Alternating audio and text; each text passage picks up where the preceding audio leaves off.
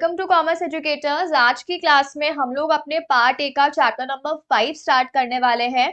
और यहाँ पे हम लोग क्या देखने वाले हैं, ये चैप्टर बेसिकली क्या है, अपना कॉस्ट ऑडिटिंग स्टैंडर्ड्स। ठीक है, देखो अगर हम लोग इसकी बात करें कि क्या होते हैं, तो जब एक ऑडिटर अपनी ऑडिट करता है तो देखो उसके ऊपर है ना कुछ स्टैंडर्ड्स एप्लीकेबल होते हैं। बेसिकली उसको हमें कुछ सेट जो है वो क्राइटेरिया बताते हैं कि अच्छा आपको ये स्टेप्स आपको अप्लाई करने पड़ेंगे while you are conducting audit. ठीक है, जैसे सबसे पहले अगर हम बोले तो सबसे पहले आपको नॉलेज ऑफ बिजनेस, आपको याद है हम जो कुछ स्टेप्स पढ़ते थे, पहले आपका प्री प्लानिंग आता था जहां पे हम नॉलेज ऑफ बिजनेस पढ़ते थे, देन प्लानिंग करना होगा, उसके बाद एग्जीक्यूशन वगैरह सब कुछ होगा। ठीक है, और उसके बाद में हम ये भी देखते हैं कि आपको एंड में जाके रिपोर्टिंग करनी है, अपना ओपिनियन देना है, और पूरे प्रोसेस का जो भी आप पूरा प्रोसेस कर रहे हो उस पूरे प्रोसेस का आपको क्या मेंटेन करने हैं, डॉक्यूमेंटेशन मेंटेन करने हैं, आपको वर्किंग पेपर्स बनाने हैं। सो बेसिकली ये सारे जो स्टैंडर्ड है कि अच्छा अगर आप ऑडिट कर रहे हो तो ये सारी चीजें आपको फॉलो करनी ही होंगी, कंपलसरी है। वो जो है वो किस में दे रखा है, आपका कॉस्ट ऑडिटिंग स्टैंडर्ड्स में। ठीक है, अगर हम बात करें स्टैट्यूटरी ऑडिटर की, तो स्टैट्यूटरी ऑडिटर अपन ने जो है इंटर में थोड़ा सा देखा था। आपने अगर नाम आपको याद हो, एसए जिसे हम बोलते हैं स्टैंडर्ड्स ऑन ऑडिटिंग, वो किसके ऊपर एप्लीकेबल है, वो स्टैट्यूटरी ऑडिटर के ऊपर एप्लीकेबल है जब वो फाइनेंशियल ऑडिट करता है। और इससे हम बोल देते हैं एससीए, इसे हम क्या बोलते हैं, SCA, standards on cost auditing. ठीक है, जैसे अपने एएस क्या होते हैं, अकाउंटिंग स्टैंडर्ड्स, वैसे यहाँ पे अपने क्या होते हैं, सीएएस, कॉस्ट अकाउंटिंग स्टैंडर्ड्स। और अगर अपन ऑडिट की बात करें तो वहां पे होते हैं एसए, स्टैंडर्ड्स ऑन ऑडिटिंग, यहाँ पे होते हैं SCA, standards on cost auditing. ठीक है, सो यहाँ पे हमें ये चैप्टर 5 में स्टैंडर्ड्स पढ़ने हैं। अच्छा, अपने जो कॉस्ट ऑडिटिंग स्टैंडर्ड्स हैं वो 4 ही स्टैंडर्ड्स हैं जो कि हमें यहाँ पे देखने हैं। ठीक है, अब देखो सबसे पहले तो ओवरव्यू है। ये ओवरव्यू आपका इंटर में भी था, ये यहाँ पे भी है। ठीक है, देखो क्या बोला यहाँ पे, जो अपन ने इंटर में इसको पढ़ा था वो स्पेसिफिकली हमने किसके बारे में बात की थी, वो हमने बात की थी सीए के बारे में, है ना, फाइनेंशियल ऑडिट के बारे में। यहाँ पे इसको हम किसके कंसर्न में बात करेंगे, इसको हम बात करेंगे ऑब्वियसली कॉस्ट ऑडिट के कंसर्न में। देखो क्या बोला कि ये जो स्टैंडर्ड्स हमने बनाए हैं, बेसिकली हम ऑब्वियस सी बात है कि हम जो है वो कुछ कुछ रिकमेंडेशंस लेते हैं इंटरनेशनल जो एसोसिएशन है। तो देखो क्या बोला यहाँ पे कि अपना जो इंस्टीट्यूट है, कॉस्ट अकाउंटेंट्स ऑफ इंडिया, ये इंस्टीट्यूट क्या है, it is one of the founder members of international federation of accountants, IFAC. आप याद करो इंटर में जो है आपका चैप्टर 2 दे रखा है, वहां पे आपको पार्ट ए में, वहां पर ये आता है, वहां पर हमने पढ़ा था कि एक इंटरनेशनल फेडरेशन ऑफ अकाउंटेंट्स बनी हुई है जिसमें आईसीएआई भी फाउंडर मेंबर है और अपना institute of cost accountants of India भी फाउंडर मेंबर है। और ये जो आईएफएसी है, आईएफएसी ने क्या स्टैब्लिश किया है, आईएएएसबी, और ये क्या है, international auditing and assurance standard board. इसने क्या स्टैब्लिश किया है, आईएएएसबी। ठीक है, किसने, आईएफएसी ने। आईएफएसी क्या है, इंटरनेशनल फेडरेशन ऑफ अकाउंटेंट्स, इसने बनाया है international auditing and assurance standard board, और उसने बहुत सारे इंटरनेशनल स्टैंडर्ड्स जो है वो इशू करे हैं किस पे, ऑडिटिंग पे, जिसे हम कहते हैं आईएसए। अब देखो क्योंकि जो अपना इंस्टीट्यूट है वो मेंबर है, तो ऑब्वियसली बात है कि अगर आप खुद किसी एसोसिएशन के मेंबर होते हो तो उन्होंने जो स्टैंडर्ड दिए है आपको वो अडॉप्ट करने ही होते हैं। क्योंकि एक बात बताओ, आप कहीं पे मेंबर हो और आप क्या बोल रहे हो कि इंस्टीट्यूट जो बोल रहा है, मैं खुद मेंबर हूं पर मैं नहीं मानूंगा, तो क्या ये चीज सही है कि जैसे आप अगर घर में रहते हो तो आपके घर के रूल्स आप खुद नहीं मान रहे, आपका फ्रेंड आया है, आप उसको बोल रहे हो तुझे मानने पड़ेंगे, तो वो क्या बोलेगा, खुद मानता है क्या तू जो मुझे बोल रहा है, तू तो इस घर में रहता है। तो वही वाली बात है कि अगर हम खुद एक फाउंडर मेंबर है तो एक तरीके से होता है ना कि ऑब्लिगेशन से आ जाती है कि यार हम अगर मेंबर हैं यहाँ पे तो इस एसोसिएशन ने जो भी स्टैंडर्ड्स दिए हैं वो हमें भी मानने चाहिए।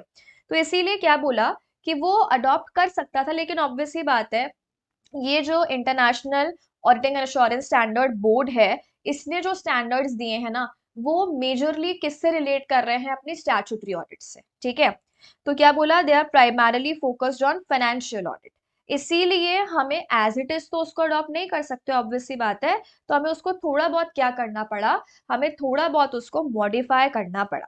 इसीलिए क्या बोला, अपने इंस्टीट्यूट ने क्या इशू करे, एससीए, जो कि क्या है, स्टैंडर्ड्स ऑन कॉस्ट ऑडिटिंग।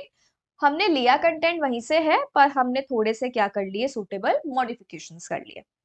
अब देखो, अपने पास में ये चार जो है वो ऑडिटिंग स्टैंडर्ड्स हैं।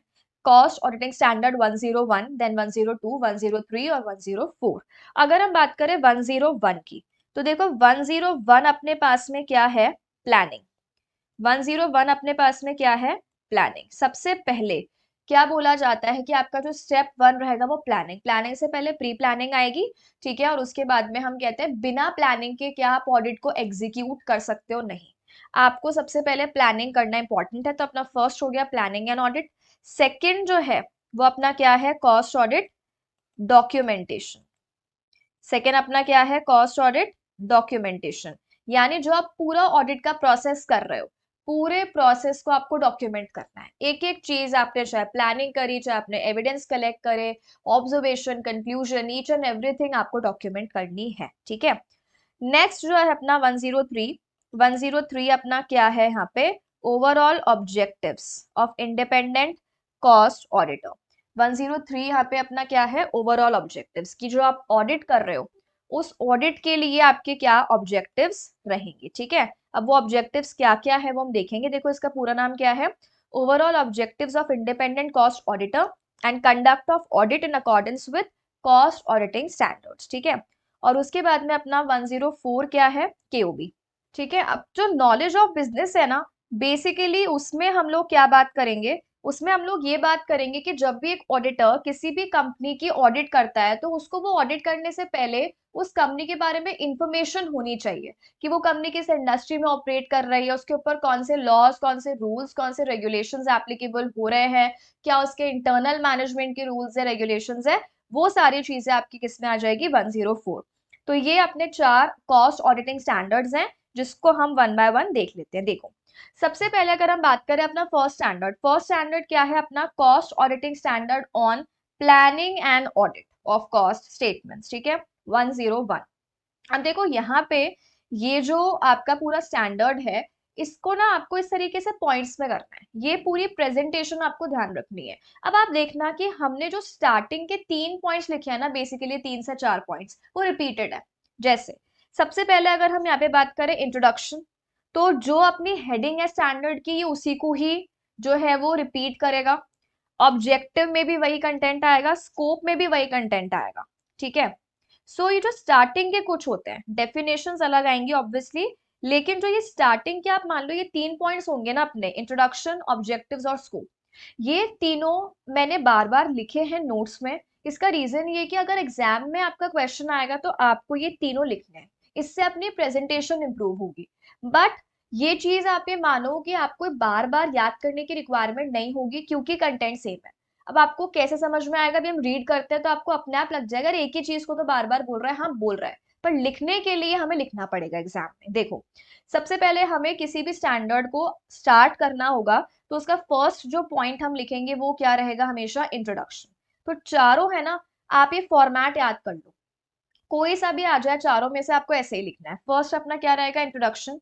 सेकंड अपना क्या रहेगा, ऑब्जेक्टिव्स। थर्ड अपना क्या रहेगा, स्कोप।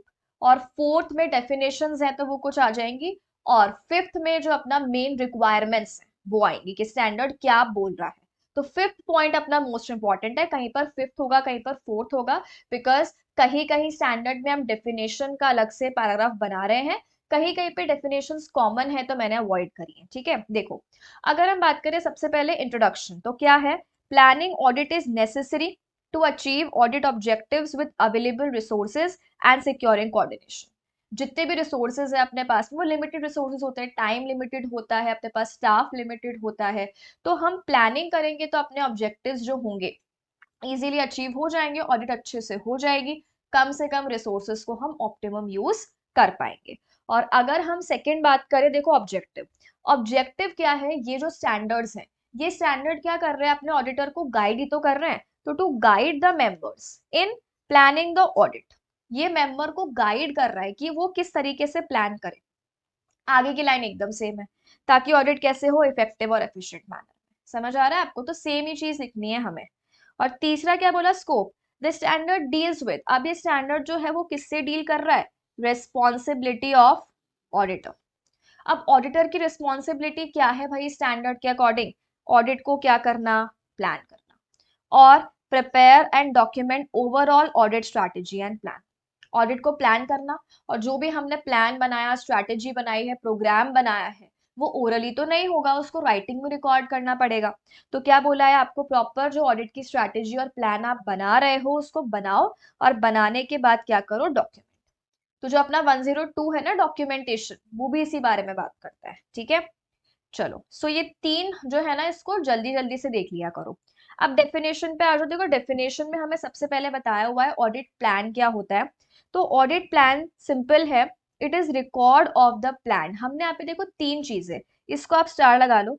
जहां पर भी आप प्लानिंग पढ़ोगे, ये एनटीई तो आपको लिखना ही है। एनटीई क्या है, नेचर, टाइमिंग एंड एक्सटेंट। क्या टाइप का काम करोगे आप ऑडिट में, क्या टाइमिंग रहेगी क्या काम को करने के लिए, और स्कोप कितना रहेगा, कितना कितना एरिया चेक करोगे, कितना सैंपल साइज होगा। तो ये तीन चीजें, नेचर, टाइमिंग एंड एक्सटेंट, ये हमें क्या करनी है, बेसिकली डिसाइड करनी है, प्लान करनी है, ठीक है। एक तो हमें देखो किसका करना है, ये एनटीई डिसाइड, रैप का और फैप का। देखो, दो टाइप के ऑडिट प्रोसीजर्स होते हैं। सबसे पहले हमें क्या करना होता है, सबसे पहले हमें रिस्क असेस करना होता है। तो क्योंकि आपको सबसे पहले अगर यही पता नहीं होगा कि ऑर्गेनाइजेशन देखो रिस्की ज्यादा है रिस्की कम है, तो आप अपनी ऑडिट सही से नहीं कर पाओगे। जैसे अगर हम भी बात करते हैं तो हमें पता होता है ना कि यार हम कोई भी कोर्स अगर ऑप्ट कर रहे हैं तो वो कोर्स का जो रिस्की लेवल है वो कितना हाई है। जैसे हमने कितनी बार एग्जाम्पल लिया है कि बीकॉम के कोर्स का जो रिस्की लेवल है वो बहुत लो है, तो आप एफर्ट भी उतना ही कम करोगे। सीएमए का रिस्की जो लेवल है वो बहुत हाई है, तो आप एफर्ट भी उतना ज्यादा करोगे। सिमिलरली वही चीज बोलिए कि जब भी हम ऑडिट कर रहे हैं तब भी हमें सबसे पहले क्या प्रोसीजर करना है, रिस्क असेसमेंट, ठीक है। हमें रिस्क चेक करनी है कि कंपनी में रिस्क जो है उसका लेवल क्या है। अब आगे जाके हम ये भी पढ़ेंगे कि रिस्क कितने कितने टाइप्स की होती है, ठीक है। अभी के लिए हम उसको इन डेप्थ नहीं पढ़ रहे हैं।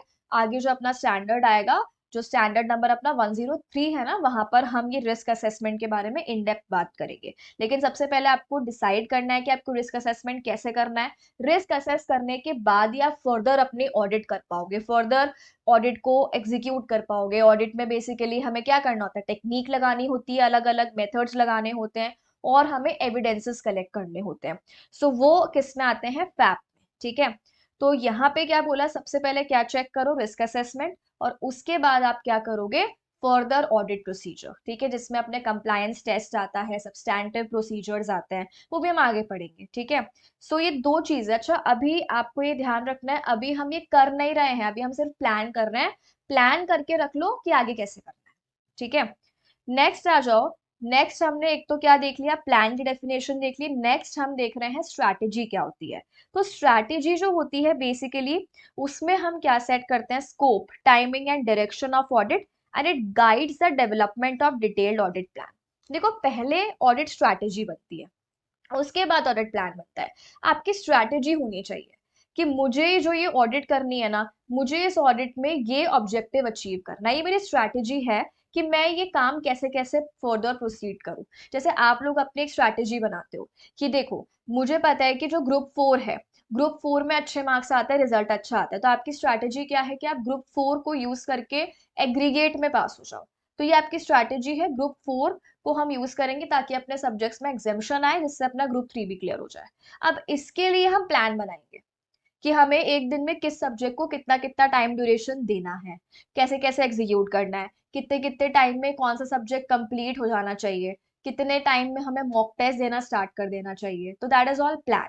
तो पहले हम बनाते हैं स्ट्रैटेजी, सेम ऑडिटर भी क्या बनाएगा, स्ट्रैटेजी, और उसके बाद ऑडिटर मूव ऑन करेगा क्या बनाने के लिए, ऑडिट प्लान बनाने के लिए। तो स्ट्रैटेजी बनाते हैं, स्ट्रैटेजी से ही हम प्लान बनाते हैं, क्योंकि स्ट्रैटेजी को अचीव करने के लिए, फुलफिल करने के लिए ही आप प्लान बनाओगे, ठीक है। और एक आ जाओ पॉइंट नंबर सी।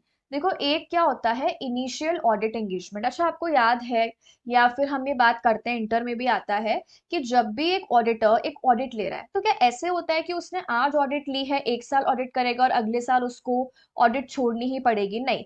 हम नॉर्मली क्या पढ़ते हैं कि आपका टेन्योर 5 ईयर्स का होता है, यानी कि आप 5 साल तक कंटिन्यू ऑडिट कर सकते हो, ठीक है। अब देखो यहाँ पे क्या बोला, एक तो होता है इनिशियल ऑडिट एंगेजमेंट, और एक होता है रेकरिंग ऑडिट एंगेजमेंट।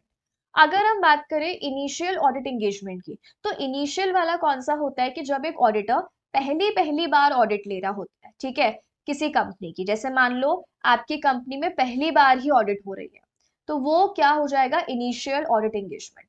या मान लो आपकी कंपनी में अभी तक कोई और ऑडिटर था, अब वो चला गया या उसका टेन्योर एक्सपायर हो गया, अब आप आए हो, तो उस कंपनी में आपकी पहली ऑडिट है, तो या तो कंपनी की ही पहली ऑडिट हो, उसे हम बोलेंगे इनिशियल ऑडिट एंगेजमेंट, या उस कंपनी में आपकी एज एन ऑडिटर पहली ऑडिट हो, तो उसे हम क्या बोलेंगे, इनिशियल ऑडिट एंगेजमेंट।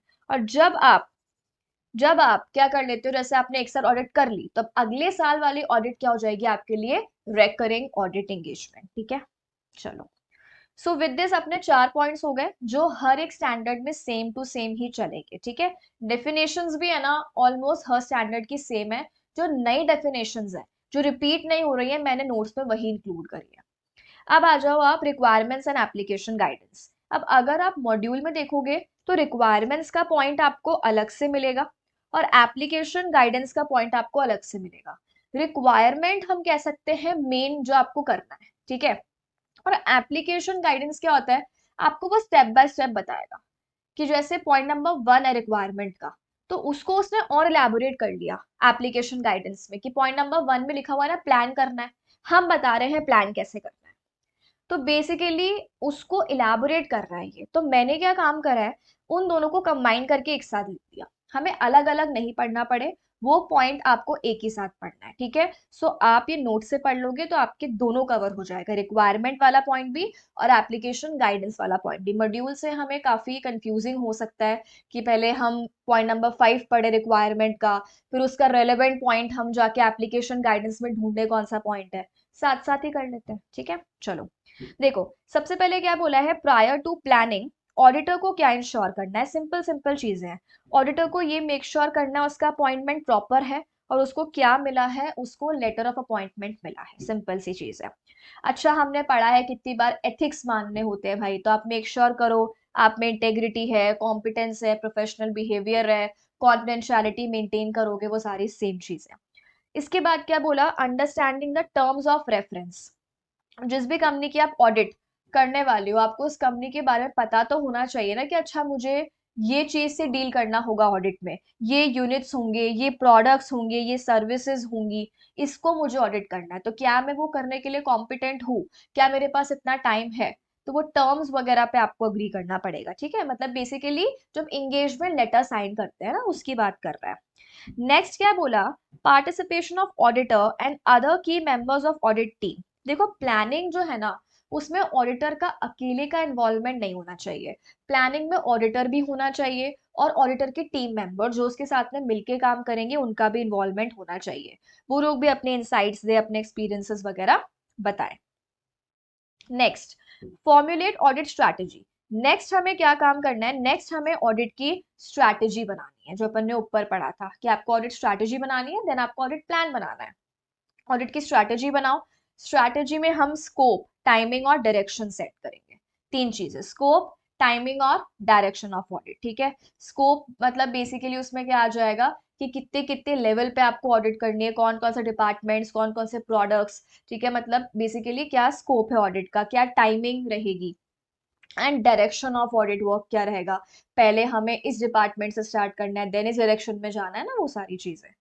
फिर क्या बोला कि जब भी आप एक ओवरऑल स्ट्रैटेजी बनाओगे, तो आप कौन कौन से फैक्टर्स को ध्यान में रखोगे। देखो, सबसे पहले क्या बोला है कि आपने जो क्या किया होगा, प्रीलिमिनरी एक्टिविटीज, मतलब नॉलेज ऑफ बिजनेस वगैरह, जो कि हम कहाँ पढ़ेंगे, 104 में। क्योंकि प्लानिंग से पहले याद करो क्या आता है, प्री प्लानिंग। तो प्री प्लानिंग में जो भी आपने इंफॉर्मेशन कलेक्ट की है उसके बेसिस पे तो आप प्लान करोगे, ठीक है। जैसे अगर आपको यही नहीं पता होगा कि सीएमए में कितने ग्रुप्स होते हैं, कितने सब्जेक्ट्स होते हैं, प्लान कैसे करोगे। नेक्स्ट क्या बोला, आपने पहले भी ऑडिट्स करी होंगी ना, तो उसकी भी तो नॉलेज होगी कि अच्छा ऐसे ऐसे ऑडिट करनी है, ऐसे ऐसे स्ट्रैटेजी बनानी है, नॉलेज ऑफ बिजनेस। फिर वही है nature and scope of audit. फिर क्या बोला, डेडलाइंस। देखो, ऑब्वियस सी बात है कि अगर आप ऑडिट कर रहे हो तो ऐसा तो है नहीं कि आपको 5-6 साल मिल जाएंगे, एक साल के ऑडिट करने के लिए 6-7 साल ले लो, 6-7 साल के बाद हम रिपोर्ट देंगे पहले वाली ऑडिट की, तो ऐसे तो नहीं होता। हमने पढ़ा हुआ है आपका टेन्योर होता है, रिपोर्ट सबमिशन करने की डेट होती है ना, हमने पढ़ा हुआ है 180 days from the end of financial year, तो वो सारी चीजें भी तो हमें ध्यान में रखनी है। देन एनटीई तो आपको लिखना ही है, nature timing and extent of resources required for audit. जो भी मतलब जैसे एक तो अपना टाइम कंस्ट्रेंट होता है, लिमिटेड टाइम होता है, लिमिटेड फाइनेंशियल रिसोर्सेज होते हैं, लिमिटेड स्टाफ होता है, उस सबको हम कैसे मैनेज करें। देन ये भी हमने पहले भी पढ़ा हुआ है कि देखो जो हम इंटरनल ऑडिट करते हैं, तो इंटरनल ऑडिटर के काम की भी हम हेल्प ले सकते हैं। और आपसे हो सकता है पहले स्टैट्यूटरी ऑडिट भी हो गई हो, तो स्टैट्यूटरी ऑडिटर ने भी कुछ कुछ एविडेंसेस कलेक्ट किए होंगे ना, तो आप उनसे भी हेल्प ले सकते हो। ठीक है, आप उनके काम के ऊपर भी रिलायंस प्लेस कर सकते हो। दैट मीन्स उन्होंने अगर कोई एविडेंस कलेक्ट किया है, तो आप as it is same evidence को यूज कर लो या सेम इंफॉर्मेशन को यूज कर लो। And state of IT, company जो है, जो भी आप जिसकी भी ऑडिट कर रहे हो, उसमें ऑटोमेटेड कितनी चीजें, इंफॉर्मेशन टेक्नोलॉजी कैसी है, मैनुअली काम हो रहा है, एआई के थ्रू काम हो रहा है, वो सारी चीजें यू नीड टू नो। तो ये सारे फैक्टर्स जो है ना, ये सारे फैक्टर्स आपको ध्यान में रख के ही अपनी स्ट्रैटेजी बनानी है। स्ट्रैटेजी बन गई। अब स्ट्रैटेजी को बेसिकली हमें अचीव करना है, तो उसके लिए हम प्लान बनाएंगे। प्लान स्ट्रैटेजी से ऑब्वियस सी बात है डिटेल होगा। स्ट्रैटेजी तो क्या रहती है आपकी शॉर्ट में, जैसे हमने एग्जांपल लिया ग्रुप 4 में एग्जामेशन चाहिए, कैसे आएगी, क्या सब्जेक्ट को पहले पढ़े, क्या सब्जेक्ट को बाद में पढ़े, कौन से स्कैनर सॉल्व करे, कैसे करे, वो सब किस में आएगा, प्लान में आएगा। एंड इंक्लूड्स एनटी, देखो कहीं पर भी देख लो एनटीई वाला पॉइंट तो लिखना ही है। Nature timing and extent of audit procedure. अब ऑडिट प्रोसीजर्स वही है रैप, रैप कौन सा है, risk assessment procedures, and fap कौन सा है, फर्दर ऑडिट प्रोसीजर। तो उनका आपको nature timing and extent decide करना है टू बी परफॉर्म। ठीक है, सो प्लान बना लो which is detailed and strategy. और उसके बाद क्या बोला कि आप लेवल डिसाइड करो कि जब भी आप ऑडिट को परफॉर्म करोगे, तो उसका नेचर टाइमिंग और एक्सटेंट क्या रहेगा। ठीक है, क्या टाइप के होंगे, ठीक है, इसके अलावा स्कोप डायरेक्शन ये सारी चीजें, और किस चीज के ऊपर हमें कितना टाइम देना है ना, एक्सटेंट कितना रहेगा, कितना सैंपल साइज रहेगा, वो सारी चीजें। देन और क्या बोला, also plan NTE, nature timing and extent of direction and supervision of audit team member. देखो आपके जो भी आर्टिकल्स हैं जिनको आप काम दे रहे हो, टीम मेंबर्स हैं, उनके ऊपर भी तो आपको ध्यान रखना है ना कि यार सही से काम कर रहे हैं या नहीं कर रहे हैं। तो उनके ऊपर कैसे डायरेक्शन एंड सुपरविजन होगा, वो भी आपको पहले से ही प्लान करना है। अच्छा, अब देखो मान लो आपने प्लान किया 3 महीने पहले, ऑडिट कर रहे हो 3 महीने बाद में, तो इस केस में चेंजेस भी तो आ सकते हैं, या इवन चेंजेस तो यार आपको 1 महीना भी नहीं लगता चेंजेस आने में। तो अगर आपको लग रहा है कि यार जो मैंने स्ट्रैटेजी या प्लान 1 महीना पहले बनाया था वो भी रेलेवेंट नहीं है, चेंजेस आ गए, तो उस केस में आप उसको अपडेट कर लो। ठीक है, उसके बाद क्या बोला है, डॉक्यूमेंट करना है आपको जो आपने स्टार्ट, देखो जितने भी आप ऑडिट में प्रोसेस कर रहे हो स्टार्टिंग से लेके एंडिंग तक, आपको हर एक प्रोसेस को क्या करना होगा, डॉक्यूमेंट करना होगा। तो डॉक्यूमेंट करो स्ट्रैटेजी, प्लान, चेंजेस, जो भी रीजंस हैं चेंजेस के, each and everything need to be documented. ठीक है, और इसको अपन 102 में और डिटेल में पढ़ेंगे। और लास्ट में क्या बोला, देखो अभी अपन ने ऊपर एक डेफिनेशन पढ़ी थी, इनिशियल ऑडिट एंगेजमेंट, इसको स्टार लगा लो, इस पे अलग से क्वेश्चन भी आ सकता है। इनिशियल ऑडिट कब होती है, जब आप उस कंपनी की पहली पहली बार ऑडिट कर रहे हो, या कंपनी की ऑडिट ही पहली बार हो रही है। ठीक है, तो देखो ऑब्वियस है अगर आप पहली बार उस कंपनी में आके ऑडिट कर रहे हो, तो आप पहले से कंपनी को नहीं जानते हो, तो आपको क्या करना पड़ेगा, आपके और कंपनी के बीच में एंगेजमेंट लेटर साइन होगा, टर्म्स एंड कंडीशन डिसाइड होगी। ठीक है, वो सारी चीजें पहली बार करनी पड़ेंगी। अच्छा, एक इंपॉर्टेंट चीज होती है कि आपको जब भी आप आ रहे हो और आपसे पहले उस कंपनी में किसी ने ऑडिट कर ली, मतलब आपसे पहले कोई और प्रीवियस ऑडिटर था, तो जब आप आ रहे हो ना, तो आपकी ये ड्यूटी बनती है कि आप प्रीवियस ऑडिटर को कम्युनिकेट करो। क्या कम्युनिकेट करो, कि अब मैं इस कंपनी की ऑडिट करने वाला हूँ। ठीक है, और कम्युनिकेशन करना इंपॉर्टेंट होता है, नहीं करोगे तो प्रोफेशनल मिसकंडक्ट में आ जाओगे। तो आप अपनी ऑडिट को एक्सेप्ट करने से पहले प्रीवियस वाले को कम्युनिकेट करो कि अब मैं ये ऑडिट कर रहा हूँ। ठीक है, फिर वो अगर उसको मान लो कोई प्रॉब्लम है या कंपनी बेकार है, तो वो आपको इंटीमेट कर देगा कि कंपनी में फ्रॉड है, आपको इन्फॉर्मेशन नहीं देंगे, तो जिससे आप डिसाइड कर सकते हो कि आपको कंटिन्यू करना है या नहीं करना है। ठीक है, या फिर ठीक है कोई प्रॉब्लम नहीं है तो वो रिप्लाई नहीं करेगा, पर आपकी ड्यूटी बनती है कम्युनिकेट करने की। नेक्स्ट क्या बोला, प्रीवियस ईयर जो अगर ऑडिट हुई है, तो उसके वर्किंग पेपर्स देख लो कि भाई इससे पहले कंपनी की सिचुएशन कैसी थी। हम एक बार जैसे नॉर्मली मान लो अपने पास में कोई फाइनल में स्टूडेंट आ रहा है, तो पूछते ही है ना कि इंटर में कैसे मार्क्स है, इंटर में आ रहा है तो फाउंडेशन में कैसे मार्क्स है, ताकि पता चल जाए कि अच्छा इसका पढ़ने में कितना इंटरेस्ट है, कैसा है पढ़ने में। Discussion of issues like basic जो चीजें डिस्कस करोगे, cost accounting policy, reporting standards. तो ऑब्वियस है आप ऑडिट को एक्सेप्ट करने से पहले मैनेजमेंट से इंपॉर्टेंट इन्फॉर्मेशन डिस्कस करोगे कि उनका क्या अप्रोच है कॉस्टिंग एस्पेक्ट्स को लेके। सो ये सारी चीजें, इनिशियल ऑडिट है तो पहली पहली बार है तो ये सब चीजें फॉर्मेलिटीज हमें करनी पड़ती है। जैसे अपन स्कूल में या कहीं पर एडमिशन लेते हैं पहली बार, तो हम सब कुछ पूछते हैं ना, कैसा एनवायरनमेंट है, क्या फीस स्ट्रक्चर है, कैसे रहेगा कोर्स वगैरह, एग्जाम वगैरह का पैटर्न। फिर हमें एक साल हो जाता है तो हमें वो एक्स्ट्रा काम करने की जरूरत नहीं पड़ती है। ठीक है, सो ये हो गया अपने सारे जो रिक्वायरमेंट्स थे। ठीक है, तो इसमें हमने क्या क्या देख लिया, इसमें हमने रिक्वायरमेंट्स भी देख ली और इसका इन डेप्थ गाइडेंस भी देख लिया। ठीक है, और आप एक चीज नोटिस करो, जो भी इसमें कीवर्ड्स है मैंने उसको लाइट ब्लू से हाईलाइट कर रखा है। तो इवन अगर ये जो चैप्टर है इसमें आप कीवर्ड्स भी देख लोगे तो आप कंटेंट मन से लिख सकते हो, क्योंकि थोड़ा सा जो है ना चीजें मतलब थ्योरी वाली याद करने वाली चीजें ज्यादा है इस चैप्टर में। तब कीवर्ड्स कीवर्ड्स को याद रख लो, बाकी आप मन से भी लिख सकते हो। और लास्ट एक हर स्टैंडर्ड में पॉइंट नंबर 6 भी कॉमन रहेगा, इफेक्टिव डेट, कि ये स्टैंडर्ड जो है बेसिकली कब आया है, फॉर ऑडिट्स ऑन और आफ्टर 11 सितंबर 2015। ये जो डेट है और ये जो पॉइंट है ये हर स्टैंडर्ड में कॉमन है। आप ये मानो पॉइंट नंबर 1 2 3 और जो लास्ट पॉइंट है ये कॉमन से चलेंगे। 1 2 3 हर स्टैंडर्ड में कॉमन नहीं है, हेडिंग कॉमन है, बट आपको रिलेट करके एक ही जो हेडिंग है उससे ही बनाना है। ठीक है, और जो पॉइंट नंबर 6 है वो इफेक्टिव डेट है, वो सब में कॉमन ही रहेगी। तो विद दिस अपना फर्स्ट वाला हो गया, कौन सा, प्लानिंग वाला। अब हम चलते हैं सेकेंड वाले पे। सेकेंड वाला जो है वो भी बहुत इजी है, cost auditing standard on cost audit documentation 102। जो भी आप काम कर रहे हो, देखो अपनी जो स्टेप्स होती हैं कहाँ से लेके होती है, pre planning, planning, execution, reporting. जितना भी आपने काम किया स्टार्टिंग से लेके एंडिंग तक, आपको एक एक चीज को रिकॉर्ड करना पड़ेगा। ठीक है, डॉक्यूमेंट करना पड़ेगा। अब देखो सबसे पहले क्या बोला, इंट्रोडक्शन।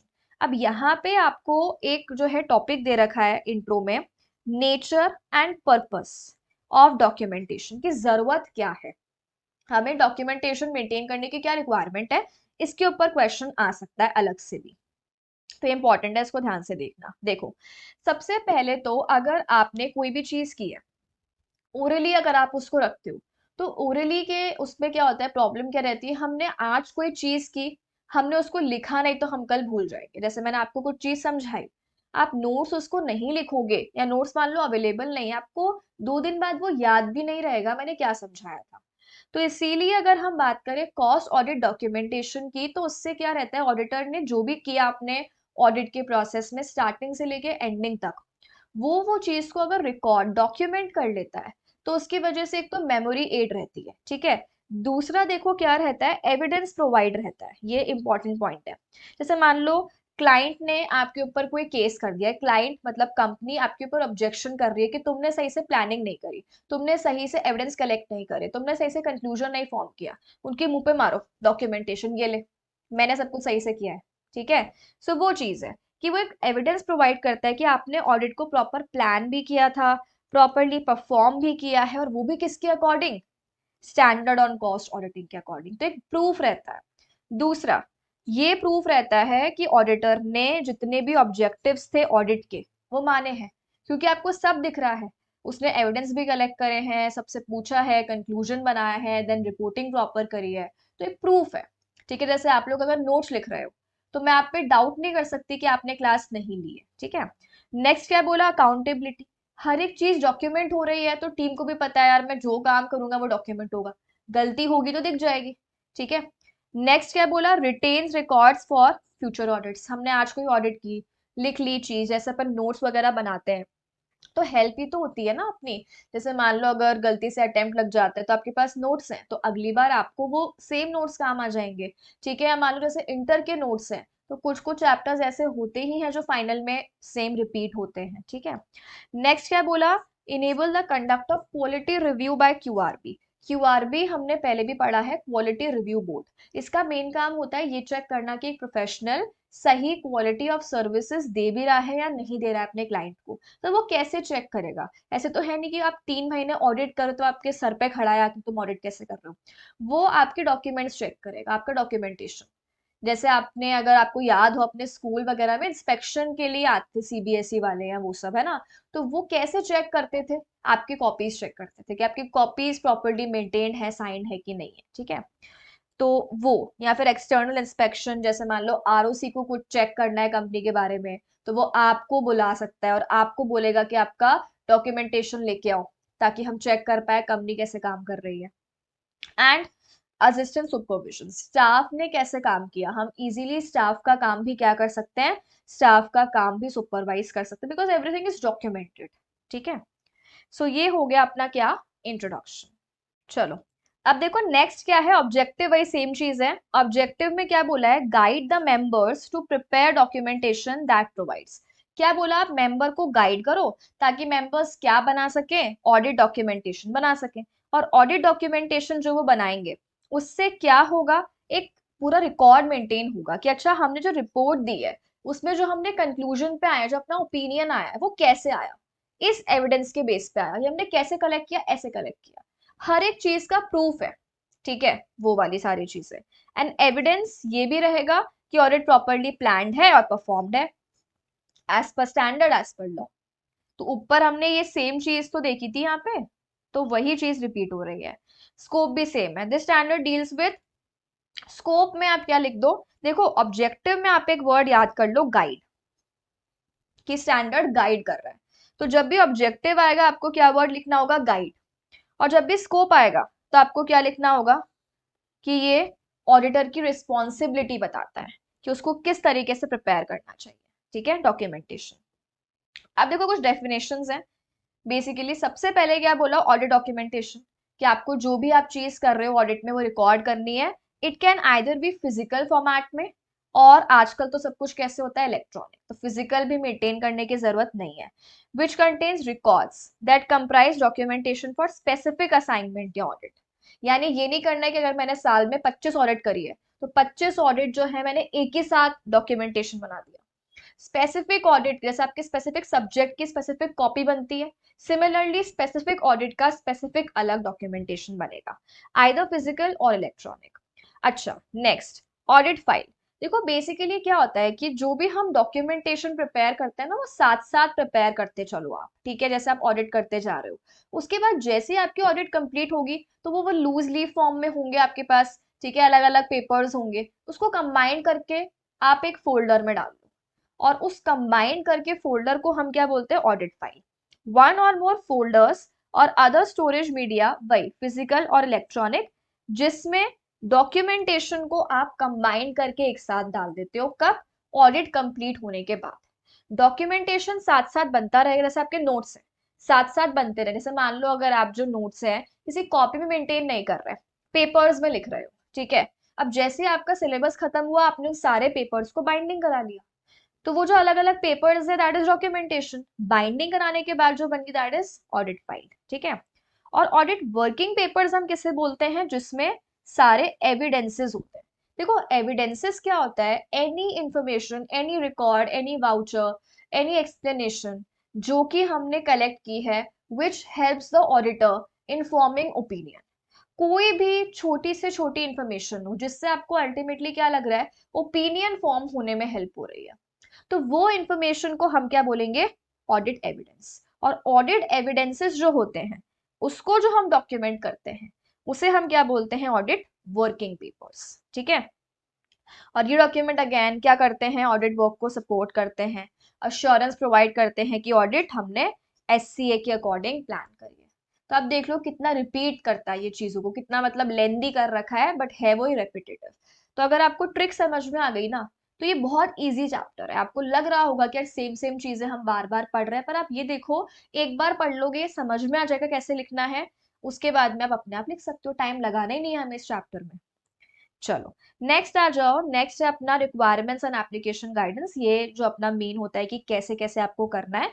तो सबसे पहले क्या बोला कि ऑडिटर जो है वो अपने कॉस्ट ऑडिट डॉक्यूमेंटेशन में क्या क्या चीजें रिकॉर्ड करेगा। ऑडिट प्रोसीजर्स क्या लगाए उसने, मतलब क्या उसका रैप था, क्या उसका फैप था, क्या एविडेंसेस कलेक्ट करे, और क्या उसने कंक्लूजन पे आया कि कंपनी अच्छी है, बुरी है, ठीक ठीक है ना।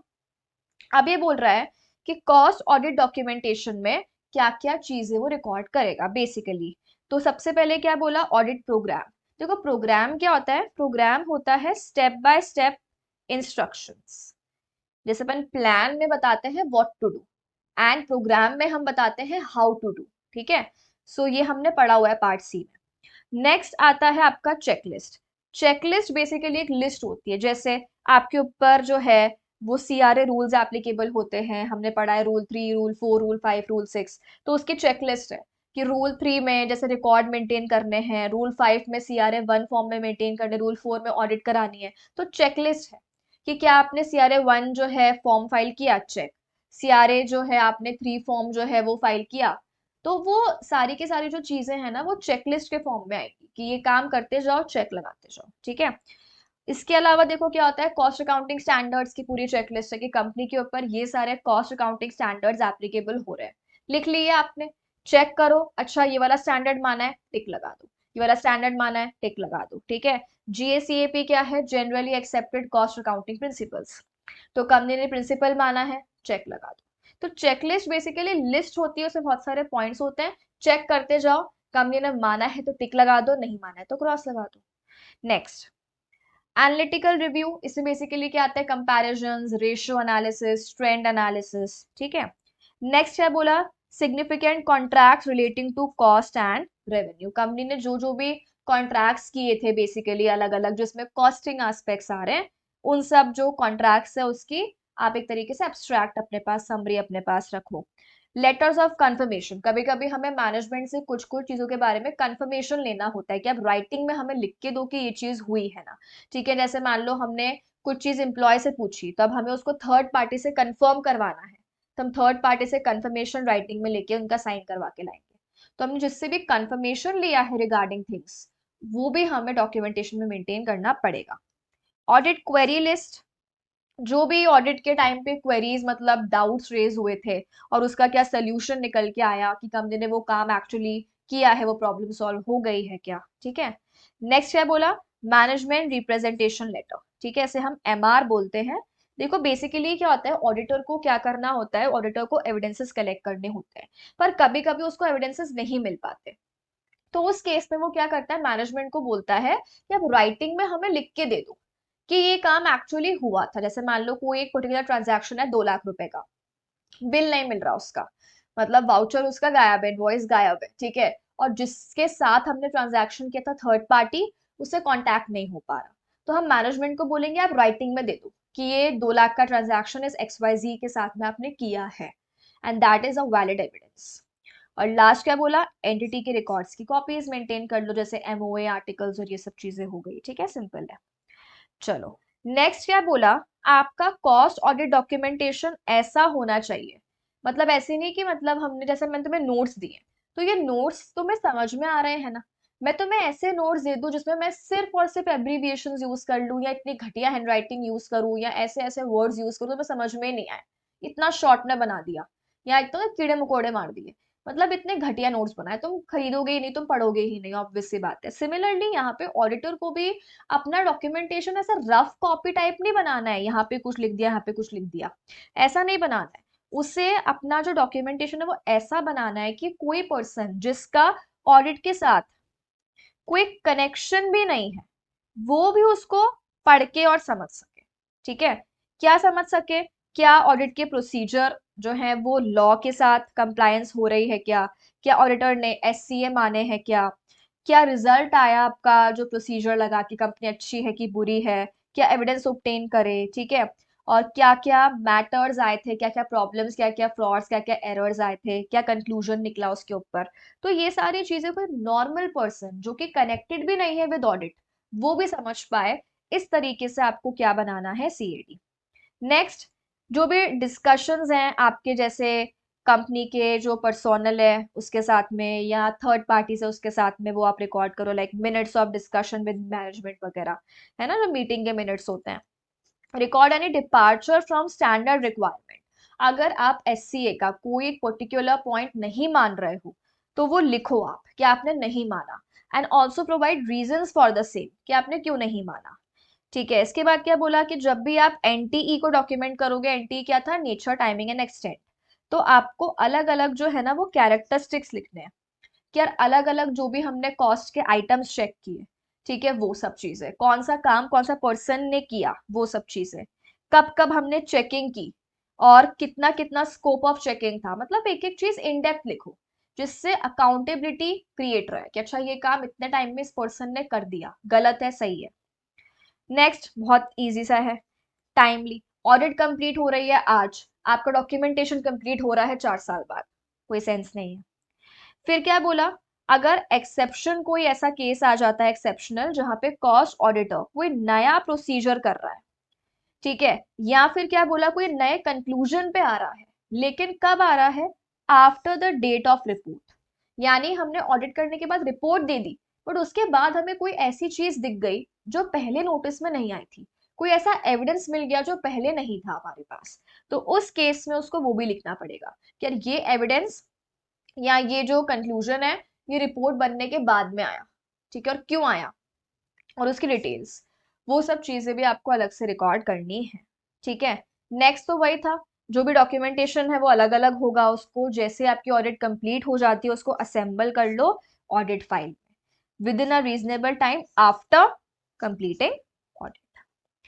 फिर क्या बोला कि जो आपका फॉर्म एंड कंटेंट है कॉस्ट ऑडिट डॉक्यूमेंटेशन का फॉर्मेट क्या रहेगा, क्या चीजें रिकॉर्ड करनी है, वो डिपेंड करेगा अलग अलग फैक्टर्स पे, जैसे कंपनी जो है उसकी साइज, अब देखो बहुत बड़ी कंपनी है तो आपका डॉक्यूमेंटेशन भी ज्यादा होगा, कॉम्प्लेक्स ट्रांजैक्शंस हैं तो उस अकॉर्डिंग डॉक्यूमेंटेशन होगा, कंपनी में कितना कंप्यूटराइजेशन है, मतलब ऑटोमेटेड कितनी चीजें हो रही है तो उस अकॉर्डिंग आपके जो रिकॉर्ड्स हैं वो भी ऑटोमेटेड बना लोगे तो ज्यादा बेटर रहेगा। आरएमएम क्या होता है, रिस्क ऑफ मटेरियल मिसस्टेटमेंट, जो कंपनी के लेवल पर रिस्क होती है उसे हम बोलते हैं रिस्क ऑफ मटेरियल मिसस्टेटमेंट, जैसा मैंने बताया था 103 वाले स्टैंडर्ड में हम इसको इन डेप्थ पढ़ेंगे। अभी के लिए आप इतना सा याद रखो, कंपनी में जो भी रिस्क है वो रिस्क को हमें चेक करना है कि कितनी है और उसको नोट डाउन करना है। ठीक है, कॉस्ट ऑडिट के लिए हमने क्या मेथड का यूज करना है, ठीक है, और nature of audit procedures to be performed, क्या टाइप के प्रोसीजर्स हैं, ठीक है, आपके रैप और फैप वगैरह, तो बेसिकली ये सारे फैक्टर्स हैं, ये सबको ध्यान में रखते हुए डिसाइड करो फॉर्मेट क्या रहेगा और कंटेंट क्या रहेगा अपने कॉस्ट ऑडिट डॉक्यूमेंटेशन का। चलो, note number 1 and note number 2 important है। नोट नंबर 1 देखो क्या बोला है कि कॉस्ट ऑडिट डॉक्यूमेंटेशन किसकी प्रॉपर्टी है, ऑडिटर की। कंपनी ये नहीं बोल सकती कि आपने ऑडिट तो हमारी की है ना, तो अब ऑडिट हो गई ना, डॉक्यूमेंटेशन बन गया ना, मुझे दे दो, हम रखेंगे इसको। एक बात बताओ, मैं तुम्हें पढ़ाया, तुमने अपनी कॉपी में नोट्स लिखे, अब मैं बोल दूं क्या, अब मैंने लिखवा दिए ना नोट्स, मुझे दे दो, मेरी प्रॉपर्टी है, तुम क्या बोलोगे, हमने लिखे अपनी कॉपी में, ठीक है, तो अब वो चीज जो है वो किसकी हो गई, आपकी हो गई। तो सिमिलरली वैसे यहाँ पे क्या बोला कि जैसे ही ऑडिटर ने डॉक्यूमेंटेशन बनाया कंप्लीट किया, कंपनी नहीं मांग सकती, वो किसकी प्रॉपर्टी है, किसकी ओनरशिप है उसके ऊपर, ऑडिटर की। कंपनी अगर चाहती है कोई रिकॉर्ड या कुछ डॉक्यूमेंटेशन का पोर्शन मांगना तो वो ऑडिटर को बोलेगी, रिक्वेस्ट करेगी, और ऑडिटर को लगता है कि देना चाहिए तो वो देगा। ठीक है, तो क्या बोला, ही में एट इट्स डिस्क्रिशन, उसको लगा, उसको इच्छा हुई, ठीक लगा तो वो देगा कुछ कुछ कॉपीज, अदरवाइज वो मना भी कर सकता है। और लास्ट, कॉस्ट ऑडिट डॉक्यूमेंटेशन ऐसे नहीं करनी है कि इस साल का था, हो गया प्रिपेयर हो गया, 2 साल के बाद आग लगा दी या रद्दी में दे दे 10 रुपए मिल गए, ऐसा नहीं करना है। कॉस्ट ऑडिट डॉक्यूमेंटेशन जो है वो जैसे ही आपकी रिपोर्ट आपने सबमिट कर दी, मतलब उस साल की रिपोर्ट, उस साल की रिपोर्ट सबमिट करने के बाद 10 साल तक आपको मेंटेन करना है, मतलब एक पर्टिकुलर ऑडिट का जो डॉक्यूमेंटेशन है वो 10 साल तक मेंटेन होगा, तो रिटेंशन पीरियड कितना है, 10 ईयर्स, जैसे अपने स्टैट्यूटरी ऑडिट में होता है 7 ईयर्स। ठीक है, यहाँ पर आपका कितना रहेगा, एटलीस्ट 10 ईयर्स। और इफेक्टिव डेट क्या बोला कि ये जो स्टैंडर्ड है it is effective for audits on और आफ्टर 11 सितंबर 2015, तो ये तो सेम ही मैंने आपको बताया था कि ये जो रहेगा वो सेम रहेगा सबके लिए। तो विद दिस हमने अपना जो 102 है वो भी कंप्लीट कर लिया, जो कि अपना क्या था, कॉस्ट ऑडिट डॉक्यूमेंटेशन। तो देखो इसमें हमने क्या पढ़ा, सबसे पहले introduction, then objective and scope वे सेम है, डेफिनेशन में 3 डेफिनेशन इंपॉर्टेंट है, रिक्वायरमेंट्स एंड एप्लीकेशन गाइडेंस और फिर इफेक्टिव डेट। ठीक है, सो ये आप एक फॉर्मेट याद रख लो कि 6 पॉइंट्स आएंगे, जिसमें से आप डेफिनेशंस का पॉइंट फिर भी एग्जाम में अगर आपको लगता है कंटेंट बहुत ज्यादा हो रहा है तो यू कैन स्किप इट। ठीक है, अदरवाइज 5 पॉइंट्स तो हमें लिखने ही हैं अगर एग्जाम में डायरेक्ट क्वेश्चन आता है कि स्टैंडर्ड के ऊपर कुछ चीज लिखो आप। ठीक है, चलो तो 2 हो गए अपने। आज के लिए हम लोग इतना ही रखते हैं, जो बाकी के 2 हैं वो हम लोग नेक्स्ट क्लास में देखते हैं। ठीक है, चलो okay, thank you everyone and have a nice day.